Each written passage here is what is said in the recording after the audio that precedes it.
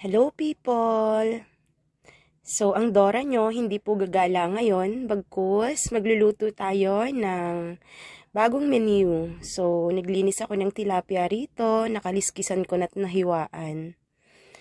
Naghiwa na rin ako ng ating ilalagay ng mga rekado. Meron tayong sibuyas, kamatis, luya, chili, at spring onion. So, eto nga ang request ng boss ko ngayon, kaya eto yung i-prepare ko. So, pinagsama-sama ko lang ang ating mga nahiwang rekado at naglagay ako ng light soy sauce, oyster sauce, at Knorr seasoning. So, ayan, simple lang naman ang ating gagawin for today. So, lalagyan na natin ng filling ang ating mga isda na gagawin. So, gagawa nga pala tayo ng ating pinaputok na tilapia. So, eto na. Ibabalot na natin sa foil for a twist. Naglagay po ako ng red egg at butter.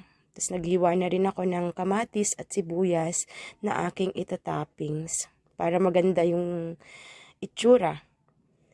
So, fast forward na tayo guys. Eto na, bubuksan ko na ang ating pinaputok na tilapia.